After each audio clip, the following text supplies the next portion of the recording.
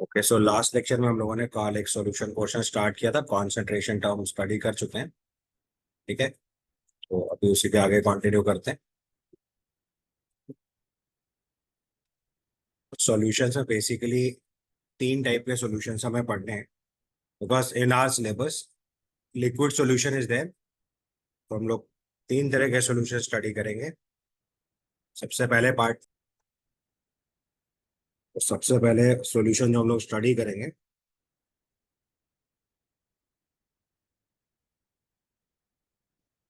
Solutions of solids in liquids, then gases in liquids,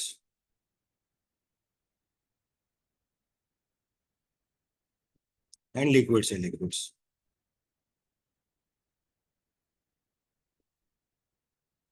these are three types of solutions.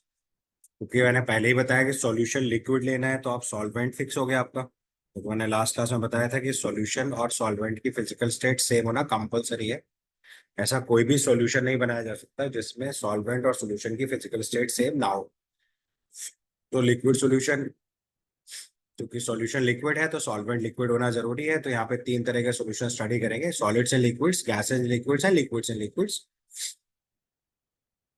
सबसे पहले type के solution से start करें हम लोग। This is solution of solids and liquids.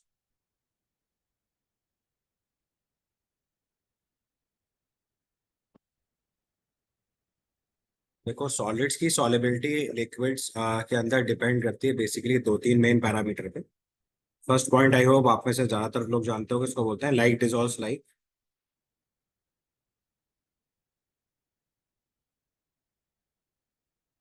Like dissolves like का मतलब समझ गया, polar solute more soluble in polar solvent, non polar solute more soluble in non polar solvents. Like अगर आपने सपोज करो ग्लूकोज दिया C6H12O6, ये सॉलिड फॉर्म में है। और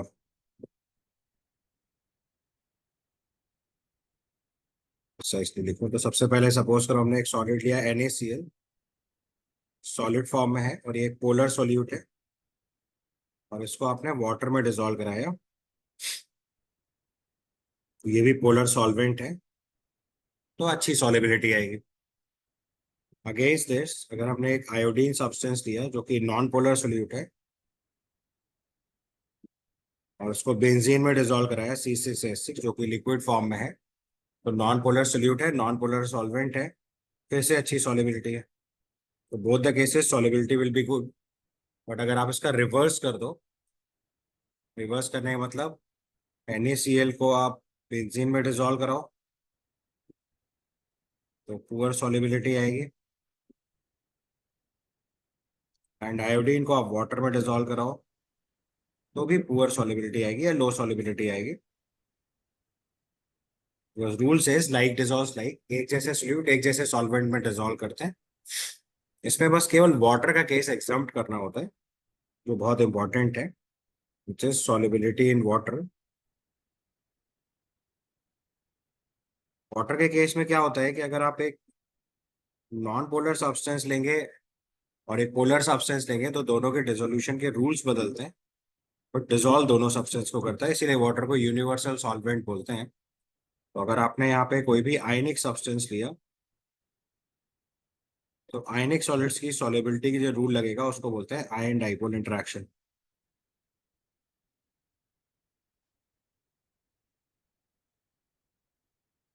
अगर आप कोई नॉन पोलर सब्सटेंस डिसॉल्व करा रहे हैं,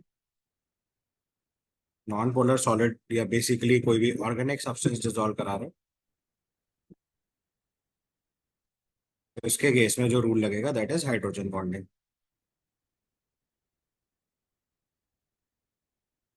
समझ आया? मतलब अगर आपको नॉन पोलर सॉलिड डिसॉल्व कराना है तो हाइड्रोजन बॉन्डिंग के थ्रू डिसॉल्व कराएंगे, और कोई आयनिक सॉलिड डिसॉल्व कराना है तो ये बेसिकली आयन डाइपोल इंटरेक्शन की वजह से डिसॉल्व होगा। मैं आपको एग्जांपल से अगर समझाऊं, सो let us say take an example of NaCl solid. NaCl solid ionise होगा तो it will form Na plus aqueous and Cl minus aqueous. ये पानी में अगर डिसॉल्व कर रहा है, इसको दो स्टेप में ब्रेक करके दिखाऊं आपको। तो पहले Na+ गैसियस और Cl- गैसियस बनाए। इस प्रोसेस में जो एनर्जी रिक्वायर्ड होती है उसको बोलते हैं लैटिस एनर्जी। और इसके बाद चूंकि वाटर हमारा एक पोलर सॉल्वेंट है, तो अगर मैं इस पे चार्जेस दिखाऊं तो ये डेल्टा नेगेटिव, ये डेल्टा पॉजिटिव, ये डेल्टा पॉजिटिव। तो मैं इसको एक डाइपोल की तरह रिप्रेजेंट कर सकता हूँ। Can I show it like this? तो अब ये डाइपोल जो है वो NaCl के आयंस के साथ आयन डाइपोल इंटरेक्शन कैरी करता है, जिसकी वजह से आपका NaCl पानी में डिसॉल्व हो रहा है। So this is Na+ which is your ion, और उसकी सराउंडिंग में वाटर एज अ डाइपोल इस तरह से अरेंज हो जाएगा। तो ये हुआ आयन का केस, और ये हुआ डाइपोल का केस। ठीक है। तो टाइप ऑफ इंटरेक्शन हुआ ion dipole interaction.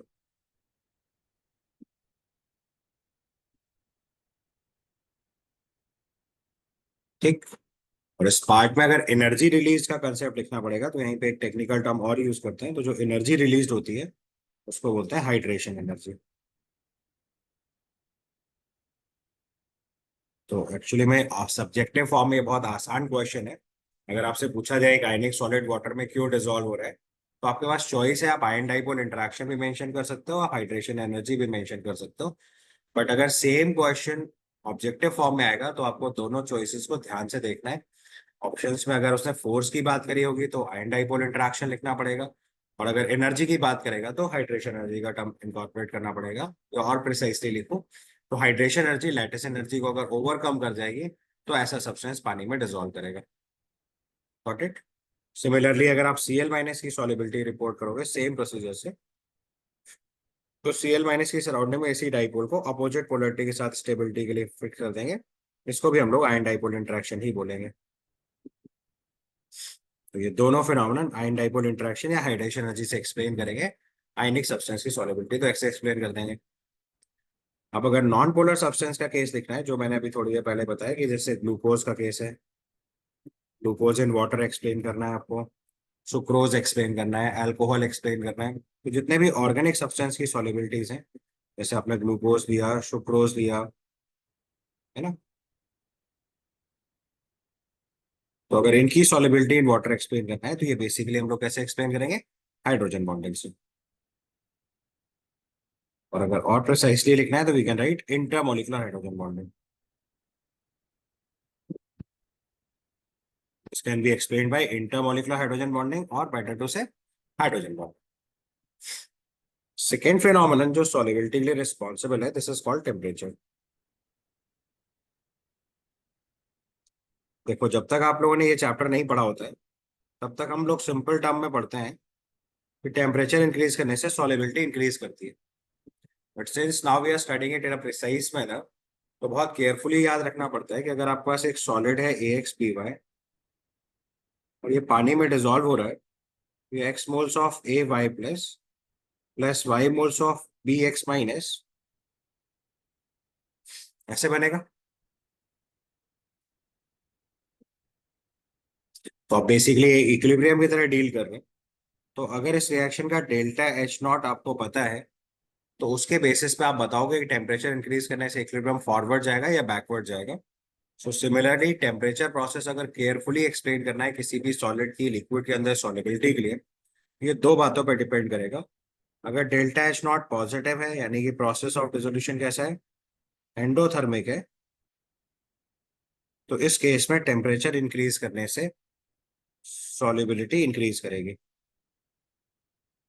Like for example, अगर आपने NaCl की सॉलिबिलिटी स्टडी कर रहे हो, NaCl वाटर का एग्जांपल है, ग्लूकोज वाटर का एग्जांपल है,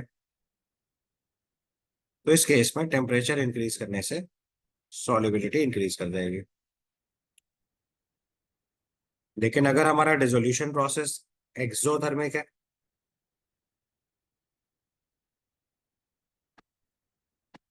तो आपको बताए टेम्परेचर इंक्रीज करने से सॉलिबिलिटी डिक्रीज कर जाएगी।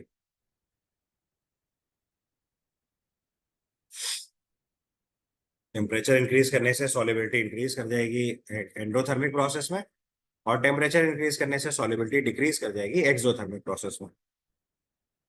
ठीक है, इसके लिए एग्जांपल देखना है तो जैसे कैल्शियम हाइड्रोक्साइड या कैल्शियम कार्बोनेट की सॉलिबिलिटी अगर आप वाटर में चेक करते हो, so calcium carbonate and water का केस ले सकते हो, पोटेशियम नाइट्रेट एंड वाटर का केस ले सकते हो। इन दोनों ही केस में टेम्परेचर इंक्रीज करने से सॉलिबिलिटी डिक्रीज कर जाएगी। तो बिल्कुल प्रिसीजन के साथ अगर आपको जानना है कि सॉलिबिलिटी का क्या इम्पैक्ट है, तो this will explain with the help of equilibrium process. आपको पता है एंडोथर्मिक प्रोसेस में इक्विलिब्रियम फॉरवर्ड शिफ्ट करता है टेम्परेचर इंक्रीज करने से, यानी सॉलिबिलिटी इंक्रीज करेगी। एक्सोथर्मिक प्रोसेस में इक्विलिब्रियम बैकवर्ड शिफ्ट करेगा, टेम्परेचर इंक्रीज करने से सॉलिबिलिटी डिक्रीज कर जाएगी। तो सॉलिड्स के केस में अगर टेम्परेचर के साथ सॉलिबिलिटी का बिहेवियर स्टडी करना है, तो अगर प्रिसीजन के साथ गिवन है that dissolution process is endothermic, तो टेम्परेचर इंक्रीज करने से सॉलिबिलिटी इंक्रीज करेगी।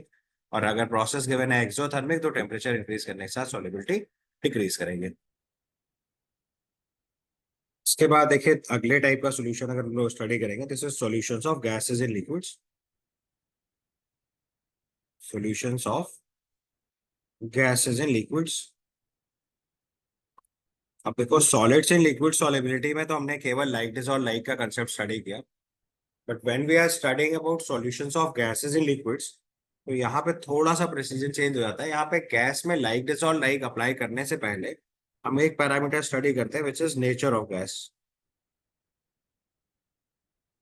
अगर कोई भी गैस सॉल्वेंट के साथ रिएक्ट कर सकती है, सॉलिबिलिटी एक्सेप्शनली हाई आएगी। सो कंसेप्ट इज इफ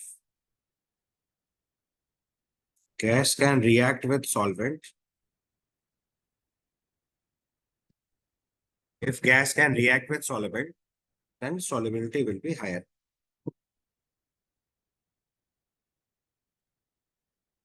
और इस पैरामीटर को हमेशा लाइक डिसॉल्व लाइक वाले पैरामीटर से पहले अप्लाई करना है। एग्जाम्पल से देखो,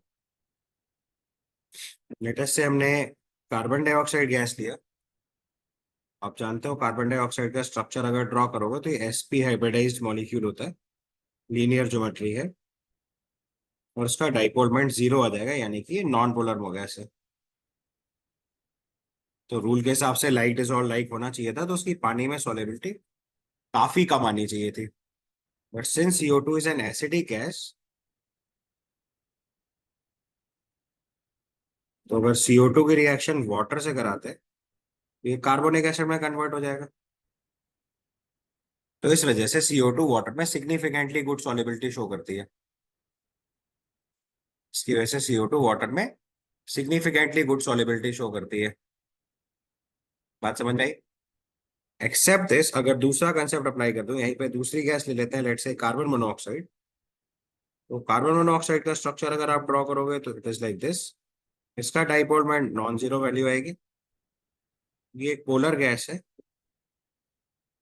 लेकिन इसका नेचर चूंकि न्यूट्रल है,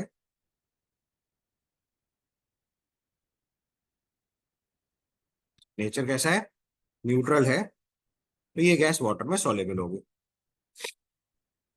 तो न्यूट्रल गैस है इसलिए रिएक्ट नहीं करेगी, तो ये इनसॉल्युबल इन वाटर है।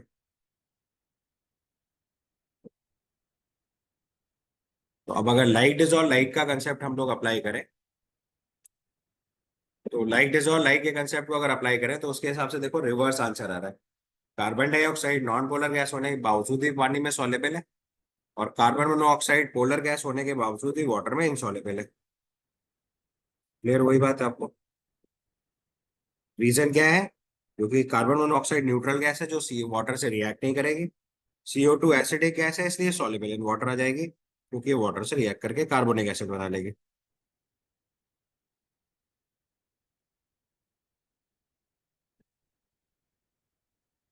क्लियर हो आपको ये बात? दोनों बातें क्लियर हो?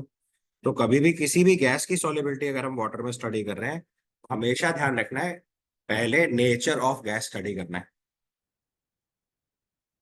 यही एग्जांपल आप चाहो तो SO3 के ऊपर भी अप्लाई कर सकते हो, सेम रूल। अगर हम SO3 गैस बनाएंगे, SO3 में भी सेम कंसेप्ट है। ये भी देखिए sp2 hybridised triangular planar geometry आएगी,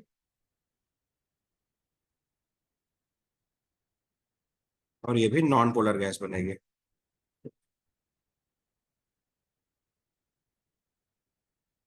ठीक है। डाइपोल मोमेंट इसका भी लिखोगे तो जीरो आ जाएगा, तो उसके हिसाब से नॉन पोलर गैस हुई, बट ये सॉल्युबल इन वाटर होगा। रीजन इज क्योंकि SO3 की अगर वाटर से रिएक्शन लिखोगे it will form H2SO4, and because of this SO3 is soluble in water.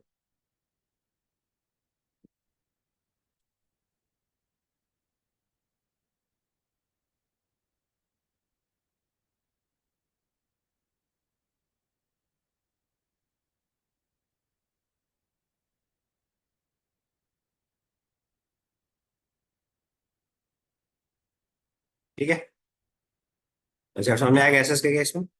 अगर ये केस ओवरकम हो जाएगा, मतलब लाइक डिसॉल्व करने वाले केस में नेचर ऑफ द गैस आपने ऑलरेडी स्टडी कर लिया है, फिर लाइक डिसॉल्व लाइक का पैरामीटर काम करेगा। तो ऐसा नहीं कि ये काम नहीं करेगा, लेकिन लाइक डिसॉल्व लाइक केवल तभी चेक करना है जब आप nature of gas already study कर चुके हो। फॉर एग्जाम्पल जैसे आप अमोनिया गैस लोगे तो ये पोलर गैस है और सॉल्युबल इन वाटर है, और better to say significantly higher soluble in water है। ऑल्दो इसमें अगर फर्स्ट वाला पैरामीटर अप्लाई करोगे तो वो भी काम करेगा। अमोनिया का नेचर अल्कलाइन होता है, ये वाटर से रिएक्ट करके NH4OH बनाएंगे, इस वजह से भी हम बोल सकते हैं कि अच्छी सॉलिबिलिटी आ जाएगी। ठीक है, पॉइंट क्लियर। तो ये पार्ट क्लियर हो गया। अब इसके बाद देखो बाकी दोनों पैरामीटर जो है वो टेम्परेचर और प्रेशर के हैं। तो लेटेस्ट से अगला केस लिखते हैं टेम्परेचर के केस में। तो टेम्परेचर के साथ देखो गैसेस में, इसमें क्या आपको पता है, गैस स्टेट एक हाई काइनेटिक एनर्जी का स्टेट ऑफ मैटर है। तो इस केस में अगर आप टेम्परेचर बढ़ाओगे तो काइनेटिक एनर्जी और इंक्रीज कर जाएगी। जब काइनेटिक एनर्जी सिग्निफिकेंटली इंक्रीज कर जाएगी तो ऑटोमेटिकली उसको सॉल्वेंट में ट्रैप कर पाना पॉसिबल नहीं होगा। तो इन दैट केस सॉलिबिलिटी क्या करेगी, डिक्रीज कर जाएगी। तो इस केस में बहुत केयरफुली याद रखना होता है, गैसेस के केस में अगर हम टेम्परेचर इंक्रीज करते हैं तो सॉलिबिलिटी डिक्रीज करती है। इसको आप सोडा वाटर के एग्जाम्पल से भी याद रख सकते हो। सोडा वाटर बॉटल को जब तक हम चिल्ड रखते हैं या बहुत लो टेम्परेचर मेंटेन रखते हैं, तब तक उसमें CO2 की सॉलिबिलिटी सिग्निफिकेंटली हायर होती है। लेकिन जैसे ही हम उसका टेम्परेचर बढ़ाते हैं तो CO2 एस्केप करना इजीली स्टार्ट हो जाता है। तो टेम्परेचर इंक्रीज करने से सॉलिबिलिटी डिक्रीज करेगी। ठीक है, दूसरा केस फॉलो करते हैं, दिस इज प्रेशर। देखो सॉलिड्स के केस में प्रेशर का कोई बहुत सिग्निफिकेंट रोल नहीं था, लेकिन इस केस में आपको बता रखा है कि प्रेशर बढ़ाने से गैसेस के केस में सॉलिबिलिटी इंक्रीज कर जाएगी। बिकॉज गैसेस के केस में आपको बताया हाई काइनेटिक एनर्जी का स्टेट ऑफ मैटर है। तो अगर हम प्रेशर इंक्रीज करेंगे तो उसको सॉल्वेंट में ट्रैप कर पाना पॉसिबल होगा। तो प्रेशर इंक्रीज करने से यहाँ पे सॉलिबिलिटी इंक्रीज करेगी। तो टेम्परेचर बढ़ाने से सॉलिबिलिटी डिक्रीज करेगी, प्रेशर इंक्रीज करने से सॉलिबिलिटी इंक्रीज करेगी। लाइक अगेन आप सोडा वाटर का एग्जांपल ले सकते हो। इस केस में भी अगर हम सोडा वाटर लेते हैं तो आपको पता है कि जब तक हाई प्रेशर पे CO2 डिजोल्व कराएंगे सॉलिबिलिटी सिग्निफिकेंटली हायर आएगी। जैसे ही आपने लाइक वाटर का प्रेशर कम कराया या बॉटल के अंदर उसको ओपन करा, प्रेशर डिक्रीज हुआ, कैसे एस्केप कर जाएगा। क्लियर। अब इसी चीज को हम लोग मैथमेटिकली एक लॉ से एक्सप्लेन करते हैं, जिसको बोलते हैं हेनरीज लॉ। क्या टर्म लिखेंगे हम लोग, Henry's law.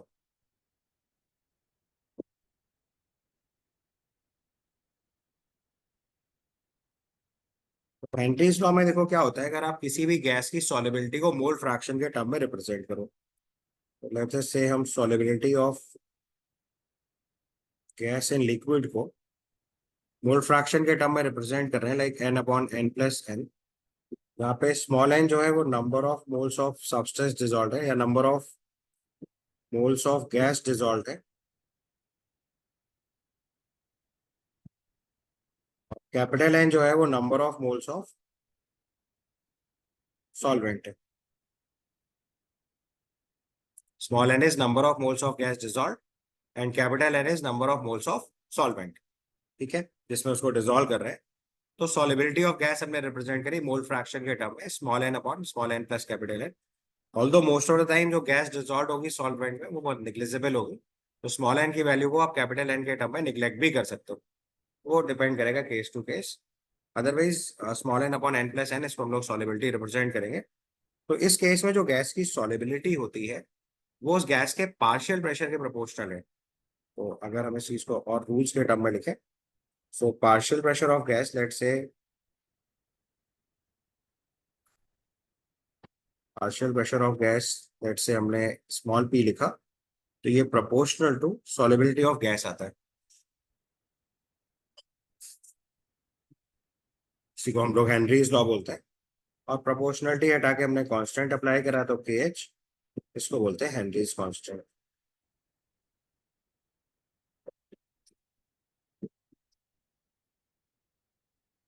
Okay.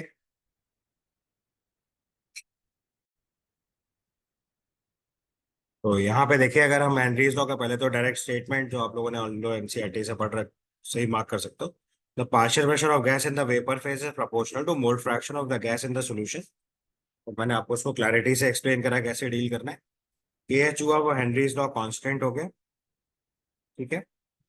Different gases के लिए हेनरीज लॉ कांस्टेंट की वैल्यू डिफरेंट टेम्परेचर पे डिफरेंट हो सकती है। एंड डेफिनेटली अगर higher the value of K H at a given pressure होगा, lower will be the solubility. सब डायरेक्ट पैरामीटर्स हैं जो आप इजीली समझ सकते हो, क्योंकि P is equal to K H into x है। अगर P कांस्टेंट कर देंगे तो के एच इंटू एक्स का प्रोडक्ट कांस्टेंट हो गया, तो अगर सॉलिबिलिटी ज्यादा है तो के एच अपने आप कम हो जाएगा। एंड डेफिनेटली टेम्परेचर के साथ आपको पता है कि सॉलिबिलिटी डिक्रीज करती है, तो K H value automatically increase करेगी। So the higher the value of K H at a given pressure, lower is its solubility. इसी को चाहो तो आप टेम्परेचर के साथ लिंक कर सकते हो। यहाँ पे देखो के H value for both nitrogen oxygen increases with the increase in temperature. तीन पैरामीटर्स हो गए तो आपको क्लैरिटी से याद रखना है। चाहो तो इसे ऐड कर लो। तो केएच का कंसेप्ट समझ में आ गया कि पहले केस में अलग अलग गैसेस के लिए केएच की वैल्यू अलग अलग हुई, एक पॉइंट। दूसरा बताया कि अगर हम सेम प्रेशर पे सॉलिबिलिटी कंपेयर करेंगे तो केएच हायर होने का मतलब सॉलिबिलिटी कम होगी। और टेम्परेचर इंक्रीज करने से आपको पता है गैसेस की सॉलिबिलिटी कम होती है। इस वजह से अगर आप केएच वैल्यू नाइट्रोजन ऑक्सीजन या किसी भी गैस के लिए इसकी स्टडी करोगे तो ये टेम्परेचर इंक्रीज करने से इंक्रीज करेगा, ठीक है। इसके बाद देखो, इसके तीन चार एप्लीकेशन हैं जिन पे रेगुलर क्वेश्चंस बनते हैं। सबसे पहला एप्लीकेशन है एक्वेटिक लाइफ के केस में। तो आप चाहो तो अपनी बुक डायरेक्टली रेफर कर लो। Aquatic species are more comfortable in cold water rather than in warm water, पहला एप्लीकेशन। क्योंकि आपको पता है कि टेम्परेचर इंक्रीज करने से सॉलिबिलिटी डिक्रीज करेगी। तो अगर हम कोल्ड वाटर लेंगे तो उसमें ऑटोमेटिकली ऑक्सीजन की सॉलिबिलिटी ज्यादा आएगी as compare to warm water. तो कोल्ड वाटर में एक्वेटिक लाइफ जो है ज्यादा इजीली सस्टेन करेगी देन हॉट वाटर। इसके बाद दूसरा केस अगर स्टडी करेंगे तो Henry's law finds different application. तो इसमें सॉलिबिलिटी ऑफ CO2 जो है वो सोडा वाटर या सॉफ्ट वाटर में इंक्रीज करेंगे, तो ये हाई प्रेशर पे और लो टेम्परेचर पे सिग्निफिकेंटली हायर आएगी। तो ये हो गया to increase the solubility of CO2 in soft drinks and soda water, bottles sealed under high pressure. Third application जो है वो स्कूबा डाइवर्स के केस में करते हैं। सो बेसिकली जो स्कूबा डाइवर्स होते हैं वो अंडर वाटर जाते हैं और वहाँ पे बहुत हाई प्रेशर बिल्डअप होता है। तो उस केस में गैसेस की सॉलिबिलिटी सिग्निफिकेंटली हायर हो जाएगी ब्लड में, तो ऑक्सीजन डिजोल्व ज्यादा हो रही है तो हेल्पफुल है। बट जो नाइट्रोजन गैस है वो चूंकि परसेंटेज में बहुत ज्यादा है एयर में, तो वो भी सिग्निफिकेंटली ब्लड में डिजोल्व कर जाती है। और जब वो स्कूबा डाइवर्स फिर से सरफेस की तरफ मूव करते हैं तो प्रेशर ग्रेजुअली डिक्रीज करता है, तो जिससे रिलीज ऑफ नाइट्रोजन गैस जो होती है, अगर वो ब्लड कैपिलरीज में ब्लॉक करती है तो it creates a problem of bends. तो ये भी एक इंपॉर्टेंट केस है, तो ये भी मार्क कर लेना है। तो तो यहाँ से अगर हम मार्क कर लें, release of the dissolve gases leads to the formation of bubbles of nitrogen in the blood. This blocks capillaries and creates a medical condition known as bends. Normally painful होता है और लाइक हार्मफुल है और dangerous to life भी हो सकता है। अब इस प्रॉब्लम को अवॉइड करने के लिए हम लोग करते क्या है, या टॉक्सिक इफेक्ट ऑफ नाइट्रोजन को अवॉइड करने के लिए करते क्या है, इस गैस को डाइल्यूट आउट कराते हैं। तो उसको डाइल्यूट करते हैं हीलियम से, which is inert gas. So air diluted with helium, composition याद रखना है 11.7% हीलियम, 56.2% नाइट्रोजन और 32.21% ऑफ ऑक्सीजन इसमें ऐड करते हैं, ठीक है। And then the last case, high altitudes पे हम लोग एक पार्शियल प्रेशर ऑफ ऑक्सीजन जो है वो सिग्निफिकेंटली लेस होता है और इसके लिए एक प्रॉब्लम जनरेट करते हैं, इसको बोलते हैं एनॉक्सिया। सो बेसिकली क्या होता है, हाई ऑल्टीट्यूड्स पे ऑक्सीजन का लेवल कम होता है तो ब्लड में ऑक्सीजन स्लो कम डिजोल्व करती है, जिसकी वजह से बॉडी को ऑक्सीजन डेफिशिएंसी फील होती है। So at high altitudes, the partial pressure of oxygen is less than that of the ground level. This leads to a low concentration of oxygen in the blood and tissues. People living at high altitudes or climbers और लो blood oxygen की वजह से think करने की power basically कम होती है. So low blood oxygen causes climbers to become weak and unable to think clearly. इस तरह के सिम्टम्स के लिए टर्म यूज करते हैं anoxia. So basically 4 major applications हैं जिनको आपको पहले सिग्निफिकेंटली डील करना सीखना है. क्लियर. इसके बाद हम लोग न्यूमेरिकल क्वेश्चन स्टार्ट करते हैं. पहले आप ये सारे केस एक बार चाहो तो रिव्यू कर लो, कुछ डाउट हो तो पूछो. So this is a question of J advance 2009. Sir ये पार्ट आना चाहिए. तो हम लोग क्या कर रहे हैं, Henrys law constant for the solubility of nitrogen gas in water at 298 kelvin is given. The mole fraction of nitrogen in air is 0.8. The moles of nitrogen from the air dissolved in 10 moles of water. तो basically हम लोग simply Henry's law apply करेंगे इस question के. तो अभी आपको सिखाया कि partial pressure is equal to K H into mole fraction है. अब क्वेश्चन में एक बहुत बेसिक सा चैलेंज है, बस उस पर ध्यान दे लो अगर, तो आपका प्रॉब्लम सॉल्व हो जाएगा. चैलेंज इज दिस कि जब हम पार्शियल प्रेशर लिखेंगे तो वो भी मोल फ्रैक्शन इनटू टोटल प्रेशर से लिखेंगे. जब हम पार्शियल प्रेशर लिखेंगे उसको भी मोल फ्रैक्शन इनटू टोटल प्रेशर से लिखेंगे. ठीक है. और सॉलिबिलिटी जो लिख रहे हैं वो भी मोल फ्रैक्शन के टर्म में ही लिखेंगे. तो ध्यान ये देना है, जब पार्शियल प्रेशर लिखोगे और उसमें जो मोल फ्रैक्शन यूज करेंगे वो यूज करेंगे गैस वाला. और जो मोल फ्रैक्शन सॉलिबिलिटी के टर्म में लिखा है वो लिखेंगे किसमें, जो सॉल्यूशन बनाते टाइम यूज कर रहे हैं. बस इतना ही इस क्वेश्चन में ट्रिक है, बाकी बहुत बेसिक होता है. तो सबसे पहले हम अगर पार्शियल प्रेशर ऑफ नाइट्रोजन लिखेंगे तो ये आएगा मोल फ्रैक्शन इनटू टोटल प्रेशर. जो कि फॉर्मूला ऐसे ही लिखा जाता है इसलिए कंफ्यूजन क्रिएट करता है, बट ये मोल फ्रैक्शन कौन सा वाले लेना है, जो एयर के अंदर है. तो क्वेश्चन के हिसाब से ये कितना हो गया, 0.8. टोटल प्रेशर आपको देखो दिया है 5 एटमॉस्फेरिक प्रेशर. तो पार्शियल प्रेशर आप आसानी से निकाल लोगे. 0.8 इंटू 5 विच इज 4.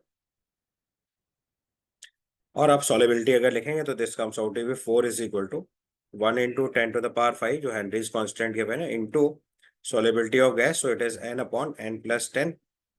अब मैंने आपको बताया था गैसेस की सॉलिबिलिटी सिग्निफिकेंटली लोअर होती है, तो n की वैल्यू को 10 के रेस्पेक्ट में अगर निग्लेजिबल मान लिया जाए तो यहाँ से स्मॉल n की वैल्यू अगर हम लोग रिपोर्ट करेंगे तो this comes out to be 5 into 4 into 10⁻⁻⁴. ठीक. आगे बात समझ. तो this is basically Henry's law, जिसकी हमें सॉलिबिलिटी स्टडी करनी पड़ेगी डिफरेंट डिफरेंट केसेस में. क्लियर. मेन कंसेप्ट बस इसमें इतना सा है कि आपको 2 बार मोल फ्रैक्शन टर्म यूज करना पड़ेगा. एक मोल फ्रैक्शन सॉलिबिलिटी के लिए यूज कर रहे हैं और एक मोल फ्रैक्शन गैस के पार्शियल प्रेशर को निकालने के लिए यूज कर रहे हैं. तो जब गैस का पार्शियल प्रेशर निकालने के लिए मोल फ्रैक्शन यूज कर रहे हैं तो जो मोल फ्रैक्शन लेना है वो गैसीय स्टेट वाला लेना है. और जब सॉलिबिलिटी वाला केस स्टडी करेंगे तो हमें जो मोल फ्रैक्शन या सॉलिबिलिटी लिखनी है मोल फ्रैक्शन के टर्म में वो सॉल्यूशन के केस में लिखना है. ठीक है. इसके बाद हम लोग तीसरे टाइप का सॉल्यूशन डील करेंगे. This is solutions of liquids in liquids. सबसे इंपॉर्टेंट है, सबसे ज्यादा क्वेश्चन इसी सेगमेंट से आते हैं. So next is solutions of liquids in liquids.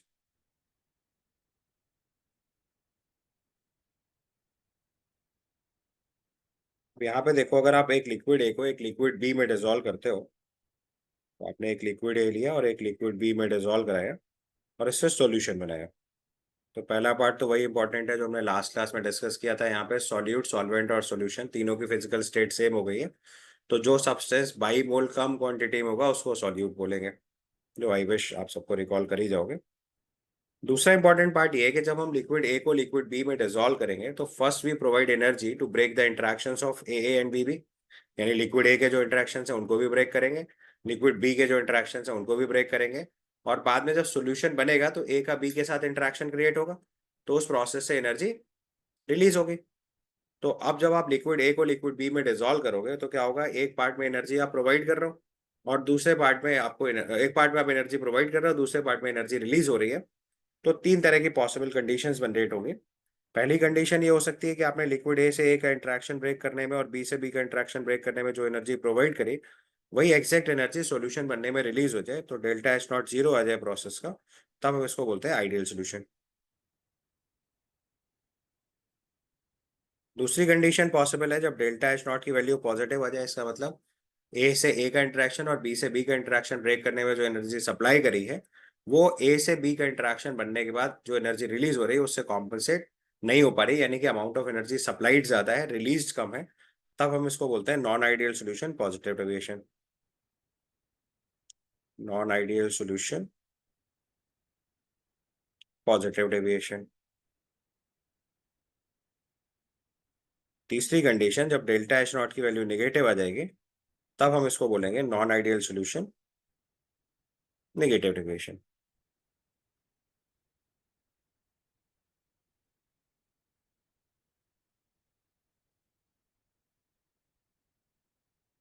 So delta H naught positive, non-ideal solution, positive deviation. Delta H naught negative, non-ideal solution, negative deviation. बोलिए, इतनी बात समझ में आ रही? तीन कंडीशंस में आपके सॉल्यूशंस बनेंगे, इधर ए और बी और सी। तीन तरह से सॉल्यूशंस बनाए जा सकते हैं। सबसे पहले हम लोग आइडियल सॉल्यूशन का पार्ट स्टडी करेंगे, फिर उसको हम लोग नॉन आइडियल सॉल्यूशन में अप्लाई करेंगे। तो बेसिकली आइडियल सॉल्यूशंस को स्टडी करने के लिए एक टेक्निकल टर्म पहले यूज करते हैं, वेपर प्रेशर। आई होप सब जानते हो। एक टर्म यूज करेंगे हम लोग, वेपर प्रेशर।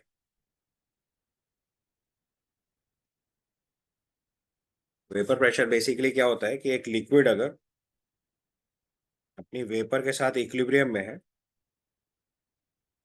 तो इस कंडीशन में जो लिक्विड वेपर के ऊपर प्रेशर अप्लाई करती है उसको बोलते हैं वेपर प्रेशर। तो यहाँ पे जो वेपर प्रेशर होगा वो बेसिकली केपी के बराबर होगा। ये पॉइंट समझ पाए पहले आप? लिक्विड और वेपर का इक्विलिब्रियम होगा, तो इसको हम लोग फिजिकल इक्विलिब्रियम बोलते हैं। समझ पा रहे हैं? और इलेबोरेट कर दूं?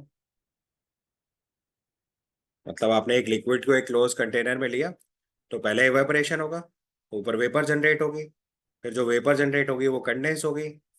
ठीक है? तो एक कंडीशन आएगी जहां पे rate of evaporation rate of condensation के बराबर हो जाएगा। तो इस स्टेट में लिक्विड के ऊपर जो वेपर होगी वो कांस्टेंट हो जाएगी। इस कंडीशन में प्रेशर ऑफ वेपर जो लिक्विड के ऊपर अप्लाई होता है उसको बोलते हैं वेपर प्रेशर। सो वेपर प्रेशर बेसिकली यहाँ पे केपी के बराबर होगा। तो उसको आप ऐसे भी सिंपल भाषा में बोलना चाहो तो आप बोल सकते हो, in the state of physical equilibrium pressure due to vapour over liquid column is vapour pressure. Pressure due to vapour over liquid column is vapour pressure. तो फिजिकल इक्विलिब्रियम की स्टेट में vapour pressure equal to K P आ जाएगा। K P, अगर जो आपको पता है टेम्परेचर डिपेंडेंट होता है, इसलिए वेपर प्रेशर भी केवल किस पे डिपेंड करेगा? टेम्परेचर पे। तो ये बहुत इंपॉर्टेंट पॉइंट है, ये भी लिख लेता हूँ अगले स्टेटमेंट में। तो हमारा जो वेपर प्रेशर है वो डिपेंड करेगा टेम्परेचर पे। सो vapour pressure depends on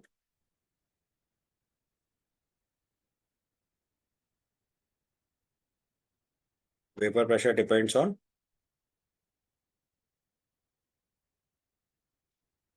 temperature, और ये independent of volume of container और प्रेशर इनसाइड इट होता है। Independent of volume of container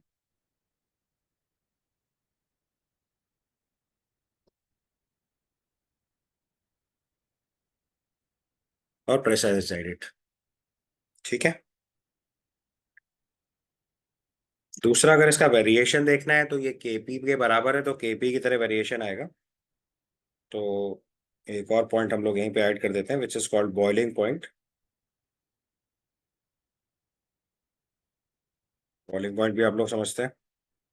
boiling point is the temperature at which vapour pressure becomes equal to external pressure. So it is the temperature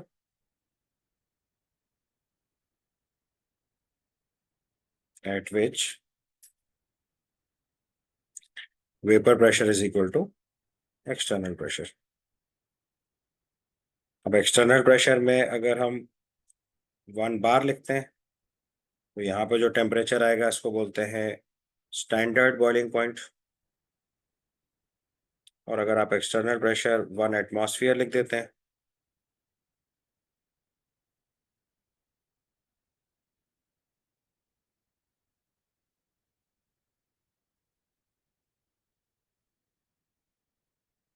फिर हम इसी temperature को normal boiling point बोल देते हैं। ठीक है? तो अब देखो, अगर हमारा एक्सटर्नल प्रेशर P1 है और बॉइलिंग पॉइंट T1 है, एक्सटर्नल प्रेशर P1 तो बॉइलिंग पॉइंट T1, और एक्सटर्नल प्रेशर अगर P2 है और बॉइलिंग पॉइंट T2 है, तो इन दोनों को कोरिलेट करने के लिए हम लोग सीधा इक्विलिब्रियम वाला फॉर्मूला लगा सकते हैं। अगर आपको इक्विलिब्रियम का कंसेप्ट नहीं पता है तो डायरेक्ट फॉर्मूला याद कर लो, अदरवाइज इक्विलिब्रियम के टाइम पे इसको दोबारा रिव्यू करा दूंगा। सो ये आता है log of Kp1 by Kp2 is equal to minus delta H not upon 2.303 R into 1/T1 minus 1/T2। ये रिलेशन बनेगा। अब Kp1 की जगह P1 डाल दो और Kp2 की जगह P2 डाल दो, तो आप दो अलग अलग टेम्परेचर पे बॉइलिंग पॉइंट रिलेट कर सकते हो।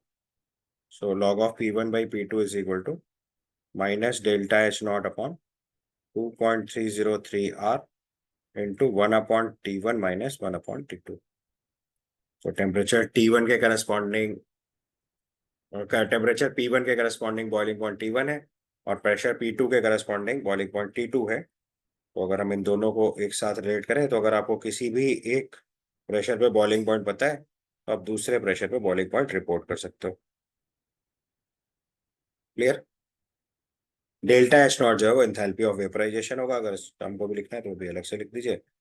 Delta H not is referred as enthalpy of vaporisation.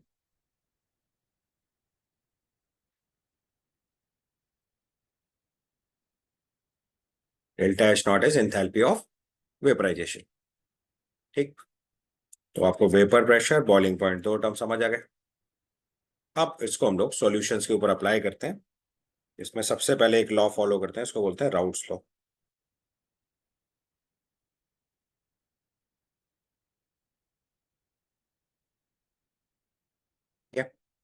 Routes law states that कि अगर आपने एक लिक्विड ए को एक लिक्विड बी में डिसॉल्व करके एक आइडियल सॉल्यूशन बनाया, तो हमने एक लिक्विड ए लिया, इसमें लिक्विड बी ऐड करा और इससे बनाया आइडियल सॉल्यूशन।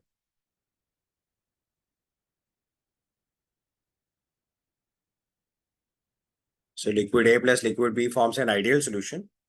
तो इस आइडियल सॉल्यूशन में अगर mole fraction of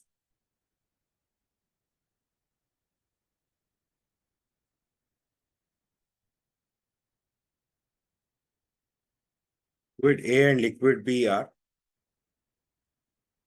x A and X B respectively,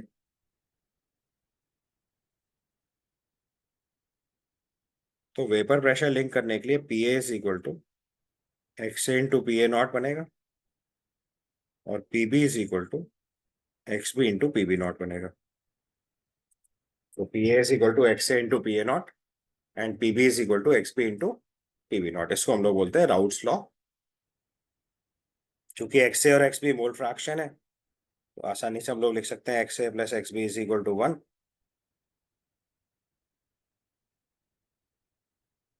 ठीक है। अब यहीं पे अगर दूसरा लॉ अप्लाई करते हैं जो गैसीय स्टेट का लॉ है, इसको हम लोग बोलते हैं Dalton's law of partial pressure. Dalton's law of partial pressure I hope सब लोग जानते हो। अगर हम दो या दो से ज्यादा गैसेस को मिक्स करते हैं तो total pressure is equal to sum of partial pressure of gases होता है। यहाँ कंसेप्ट होता है किसी भी गैस के लिए टोटल प्रेशर पीटी की value P1 plus P2 plus P3 to so on ऑन ऐसे अप्लाई करते हैं। पीटी जो है वो टोटल प्रेशर है, इसको बोलेंगे टोटल प्रेशर।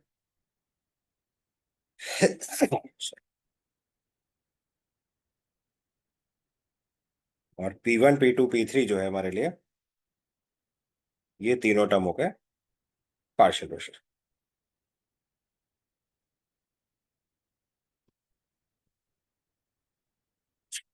ठीक है। और अब यहीं से अगर हम जनरलाइज कर दें तो दो कंडीशंस आएंगी। पार्शियल प्रेशर का रेशियो अगर लिखेंगे P1/P2, तो रेशियो ऑफ मोल्स आएगा N1/N2। यानी कि अगर इसको और थोड़ा सा एलैबोरेट करके समझा दूं, तो लेटेस्ट से हमने एक क्लोज कंटेनर लिया जिसमें गैसेस हैं जिनके मोल्स N1 N2 और N3 हैं। लेट से volume of container fix, temperature of container fix. तो अगर partial pressure P1 P2 P3 है तो पार्शियल प्रेशर का रेशियो इसके मोल्स के रेशियो के बराबर आएगा, एक इन्फॉर्मेशन। और जो दूसरा इंपॉर्टेंट पॉइंट है वो ये है कि अगर किसी भी गैस का पार्शियल प्रेशर आप लिखोगे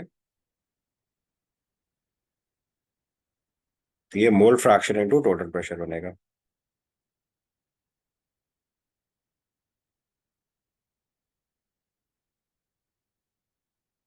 मोल फ्रैक्शन इनटू टोटल प्रेशर बनेगा। ये फॉर्मूला भी आपको डायरेक्टली याद रखना है।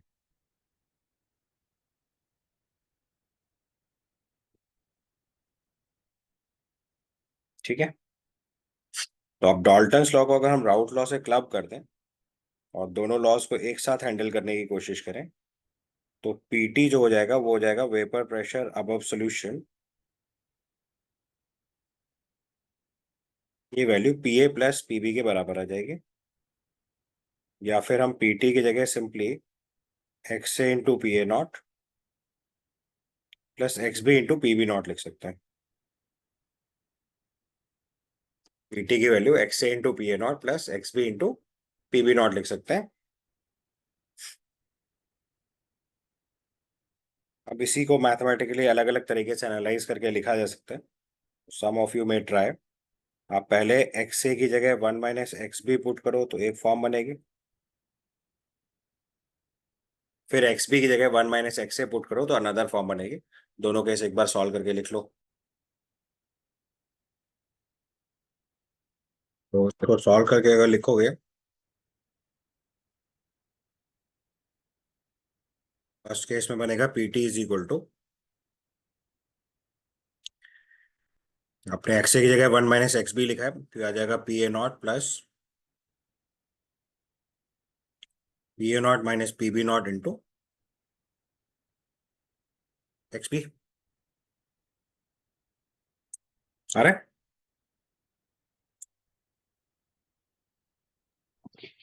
Yes sir.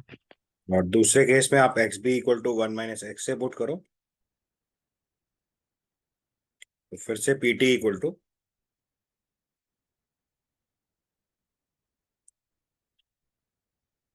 अब आ जाएगा P B naught plus P A naught minus P B naught into X से।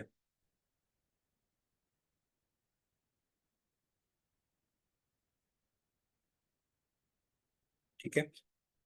दूसरे केस में अगर हम अब यहीं पे डॉल्टन लॉ का दूसरा फॉर्म यूज करें, तो अभी मैंने लिखवाया है partial pressure mole fraction into total pressure होता है। तो अगर हम अज्यूम करें let Y A and Y B are mole fraction of liquid A and liquid B above solution,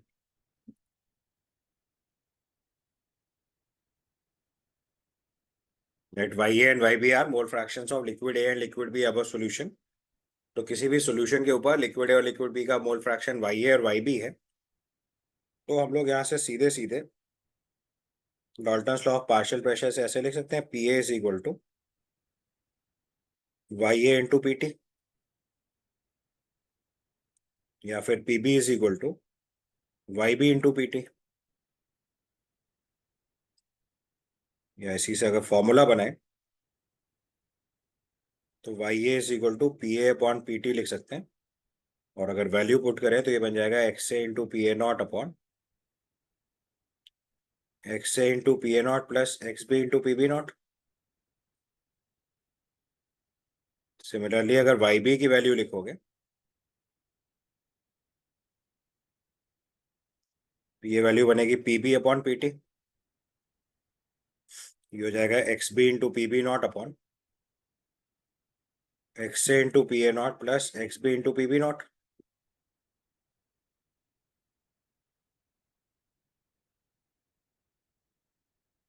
ठीक है,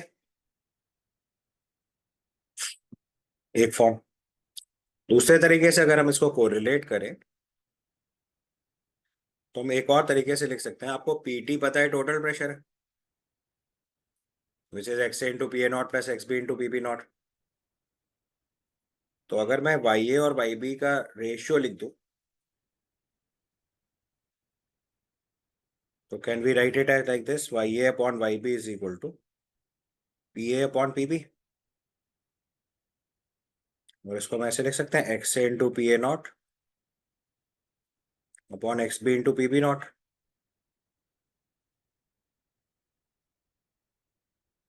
ये भी एक फॉर्म बन सकता है।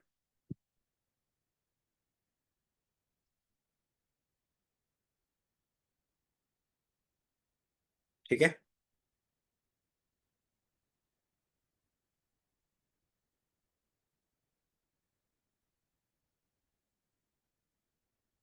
अब एक स्टैंडर्ड क्वेश्चन पहले करते हैं।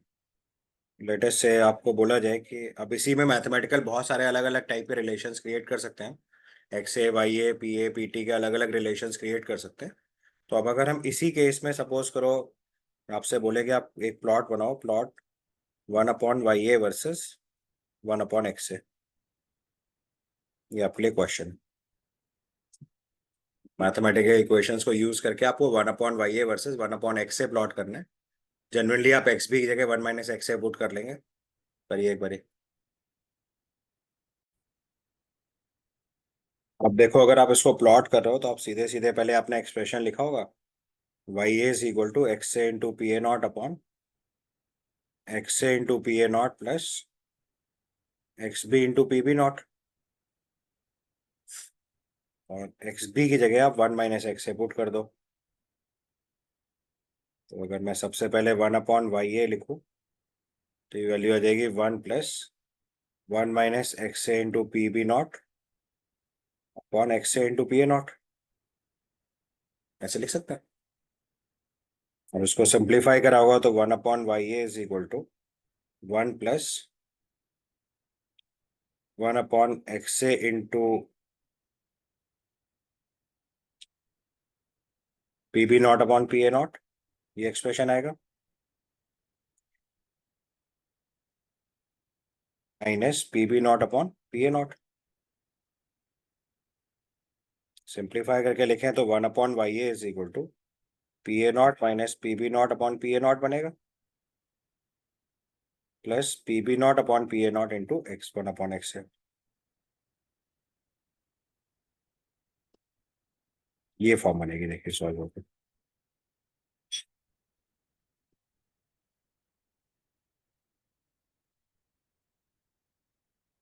अगर हम 1/YA वर्सेस 1/XA प्लॉट करेंगे तो एक तो स्ट्रेट लाइन आएगा,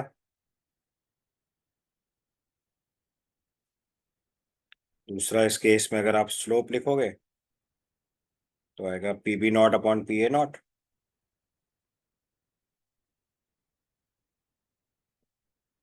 इंटरसेप्ट लिखोगे तो ये आ जाएगा PA0 minus PB0 upon PA0। ठीक है।